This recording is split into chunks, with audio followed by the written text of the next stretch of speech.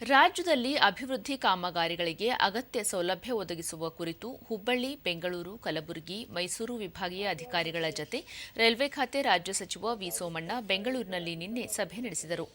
ಬಳಿಕ ಅವರು ರೈಲ್ವೆ ಇಲಾಖೆಗೆ ಸಂಬಂಧಿಸಿದಂತೆ ಕಳೆದ 10 ವರ್ಷಗಳಿಂದ ಬಾಕಿ ಉಳಿದಿರುವ 9 ಯೋಜನೆಗಳನ್ನು ಕೈಗೆತ್ತಿಕೊಂಡು 2026ರ ಡಿಸೆಂಬರ್ ಒಳಗೆ ಅವುಗಳನ್ನು ಪೂರ್ಣಗೊಳಿಸಲಾಗುವುದು ಎಂದು ತಿಳಿಸಿದ್ದಾರೆ.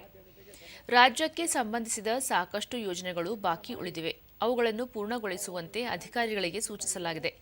ಪ್ರಮುಖವಾಗಿ ಡಬ್ಲಿಂಗ್ ಯೋಜನೆಗಳು, ಲೆವೆಲ್ ಕ್ರಾಸಿಂಗ್, ಅಂಡರ್ಪಾಸ್, ಬ್ರಿಡ್ಜ್ಗೆ ಸಂಬಂಧಿಸಿದ ಕಾಮಗಾರಿಗಳನ್ನು ತ್ವರಿತವಾಗಿ ಪೂರ್ಣಗೊಳಿಸುವ ವಿನೂತನ ಯೋಜನೆ ಇದಾಗಿದೆ ಎಂದು ಹೇಳಿದರು. ಸಬ್ ಅರ್ಬನ್ ರೈಲ್ವೆ ಅಭಿವೃದ್ಧಿ, ಅಧಿಕಾರಿ ನೇಮಕ ಕುರಿತು ಕ್ರಮಕ್ಕೆ ಸೂಚಿಸಲಾಗಿದ್ದು, ಉಳಿದಂತೆ ಸ್ವಚ್ಛ ಭಾರತ, ಕುಡಿಯುವ ನೀರಿನ ವ್ಯವಸ್ಥೆಗೂ ಒತ್ತು ನೀಡುವ ಭರವಸೆ ನೀಡಿದರು. 6 ಕಡೆ ನಾವು ಡಬಲಿಂಗ್ ಮಾಡ್ತಕ್ಕಂಥ ಕೆಲಸಗಳನ್ನು ಕೂಡ ಈ ಎಲ್ಲ ಕೆಲಸಗಳನ್ನು ಒಂದು ಸಮರೋಪಾದಿಯಲ್ಲಿ ಮಾಡೋ ಜೊತೆಯಲ್ಲಿ ರಾಷ್ಟ್ರದ ಪ್ರಧಾನಮಂತ್ರಿಗಳ ಆಶಯ, ನಮ್ಮ ಮಂತ್ರಿಗಳಾದ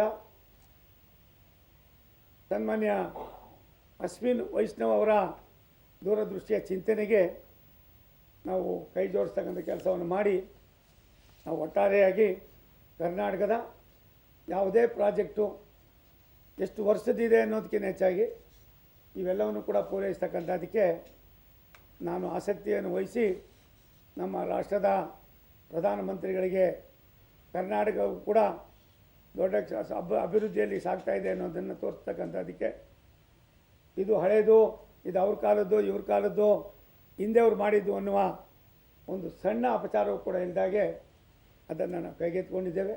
ಆ ಕೆಲಸಗಳನ್ನು ಮುಗಿಸ್ತೀವಿ. ಅದಲ್ಲದೆ ಜಲಶಕ್ತಿ ಮಂತ್ರಿಯಾಗಿ ಸ್ವಚ್ಛ ಭಾರತ ಅಭಿಯಾನ, ಜಲಜೀವನ ಕುಡಿಯೋ ನೀರಿನ ವ್ಯವಸ್ಥೆ, ಡ್ರಿಂಕಿಂಗ್ ವಾಟರು ಮತ್ತು ಬೇರೆ ಬೇರೆ ಏನೇನಿದೆ ಇದಕ್ಕೂ ಕೂಡ ನಾವು ಈಗಾಗಲೇ ಯಾವ ರೀತಿ ಮಾಡಬೇಕು ಏನು ಅನ್ನೋದ್ರ ಬಗ್ಗೆ ನಮ್ಮ ಹಿರಿಯ ಸಚಿವರುಗಳು, ಕ್ಯಾಬಿನೆಟ್ ಮಂತ್ರಿಗಳ ಜೊತೆಯಲ್ಲಿ ಕುಳಿತು ಚರ್ಚೆ ಮಾಡ್ತಾಯಿದ್ದೀವಿ. ನಾನು ಬೆಂಗಳೂರಿಗೆ ಬಂದಿದ್ದರಿಂದ ಎಲ್ಲ ಒಂದು ಕಡೆ ಇದ್ದವು, ನನಗೆ ಮನಸ್ಸಿಗೆ ಅನ್ನಿಸ್ತು ಮಾಡೋಣ ಅಂತ ಹೇಳಿ ಇವತ್ತು ಎಲ್ಲ ಸೀನಿಯರ್ ಹುಬ್ಬಳ್ಳಿಯಲ್ಲಿದ್ದಾರೆ ನಮ್ಮ ಜನರಲ್ ಮ್ಯಾನೇಜರ್ ಮಾಡಿದ್ದೇವೆ.